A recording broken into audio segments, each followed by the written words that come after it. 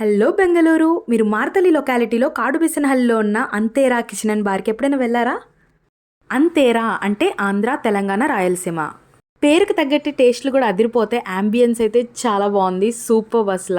నేనైతే ఈ మంత్లోనే విజిట్ చేశాను. రీసెంట్గా మా ఫ్రెండ్ బర్త్డే ఉంటే పార్టీ అక్కడ ఇచ్చాడనమాట. సో ఆల్రెడీ నేను ప్రీవియస్ వీడియోలో అప్లోడ్ చేశాను కదా, చూడండి ఆ వీడియో.